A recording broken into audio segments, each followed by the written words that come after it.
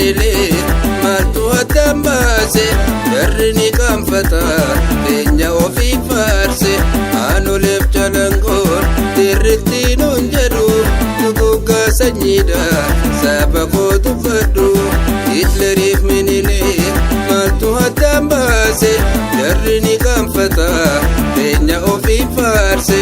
aanoleef calanqoon dirrittiinuun jedhu duguggaa sanyiidha saba koo tuffadhu Dugaan kakalatees yoomillee injitu Sida warra gumaa katti waaqeffattu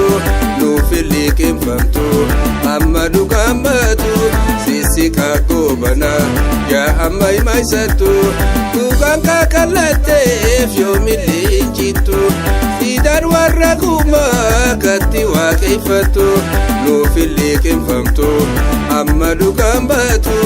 sissiqaa goobana yaa amma himaysattu Minilik Bineensa Meemalsaati Abaarsa Faarunsa Abaarsa Faarunsa Abaarsa Faarunsa Faarunsa Abaarsa Faarunsa Faarunsa Abaarsa Faarunsa Abaarsa Faarunsa Abaarsa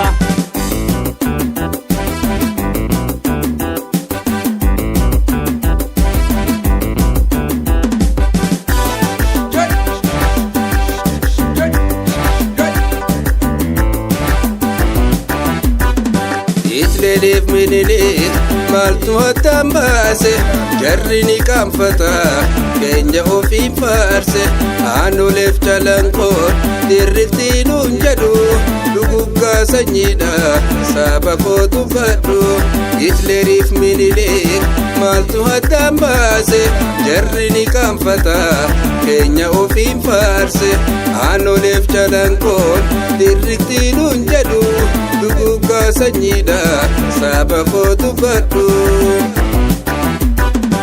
Oromoota malee diddaadhaan fincilee dhumaatii wallootii fi sarayyaa haalee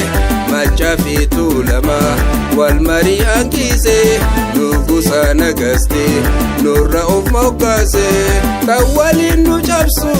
durirraa beekanii hoomaawwan isaa ashagreen dursanii har'allee nu nyaachuu baay'ee hamoommatu bishaan dhangalaa'ee laamuu waraabbattu Minilik Bineensa Meemalsaati Abaarsa Faarunsa Abaarsa Faarunsa Abaarsa Faarunsa Faarunsa Abaarsa Faarunsa Faarunsa Abaarsa Faarunsa Abaarsa Faarunsa Abaarsa Bineensa Abaarsa Abaarsa Abaarsa Bineensa Abaarsa Bineensa Abaarsa Abaarsa Abaarsa